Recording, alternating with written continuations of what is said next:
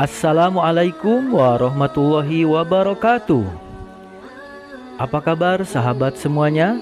Semoga senantiasa dalam lindungan Allah Subhanahu wa Ta'ala.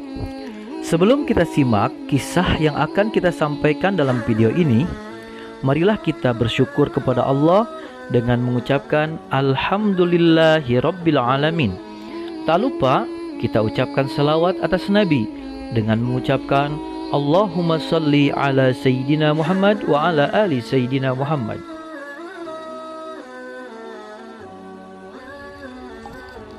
Di dalam kitab Usfuriyah yang berisi petuah dan nasihat yang semuanya bermuara pada Al-Quran dan hadis Nabi SAW, karangan Syekh Muhammad bin Abdurrahman Al-Usfuri, ada sebuah kisah tentang masuk Islamnya, menjadi seorang muslimnya salah satu sahabat Rasul SAW, yaitu Abu Bakar As-Siddiq.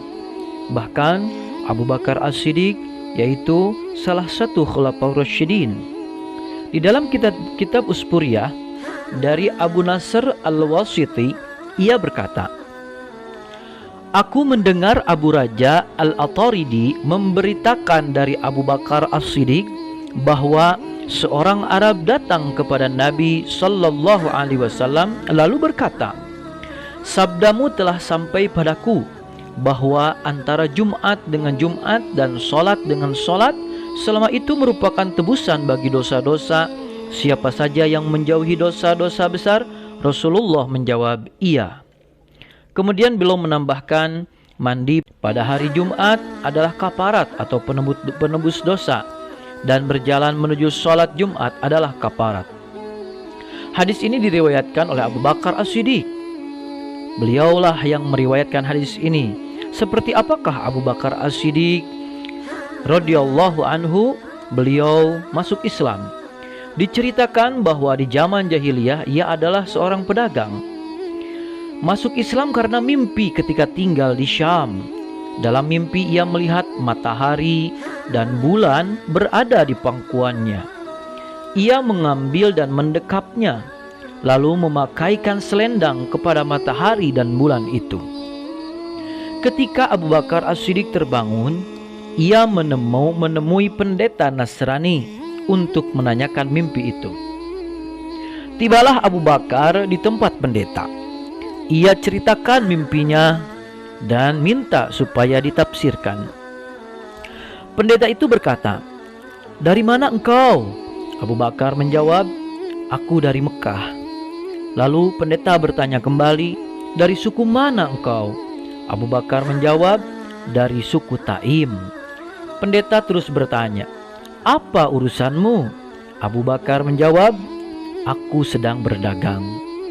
Pendeta berkata, "Akan datang di zamanmu seorang lelaki dari Bani Hashim yang bernama Muhammad Al-Amin, dan ia adalah nabi akhir zaman. Seandainya bukan lantaran dia, Allah tidak akan menciptakan langit dan bumi dengan segala isinya. Allah tidak menciptakan Adam dan tidak menciptakan para nabi dan rasul, sedangkan ia pemimpin para rasul, penutup nabi-nabi. Engkau akan masuk agamanya, menjadi pembantu khalifah sesudahnya. Inilah tafsir mimpimu." Begitulah sang pendeta menafsirkan mimpinya.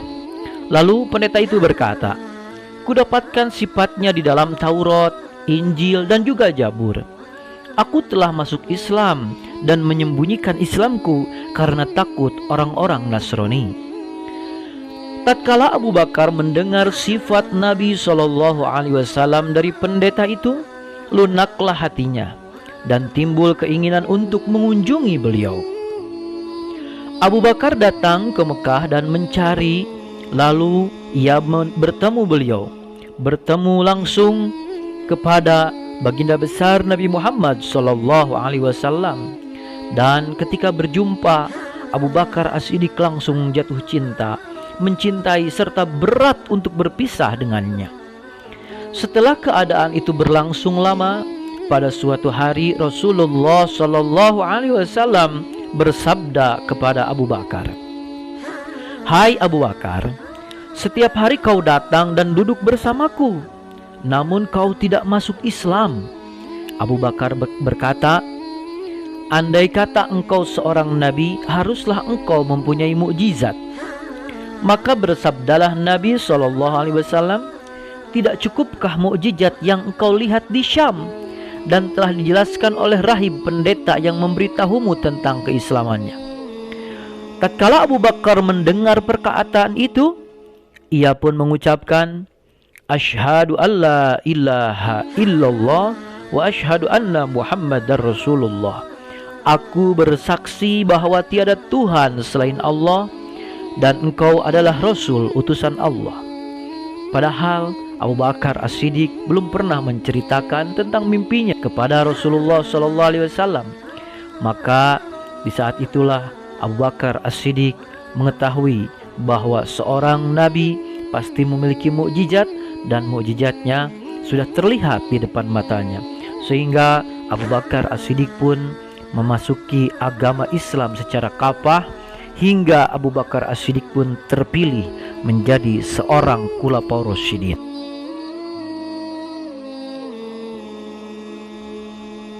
Sahabat sekalian, itulah kisah yang bisa disampaikan pada kesempatan kali ini. Jangan lupa dukung channel ini dengan subscribe, like, komen, dan share kepada sahabat-sahabat yang lain. Semoga kisah hari ini bisa mendapatkan hikmah dan manfaat untuk kita semuanya.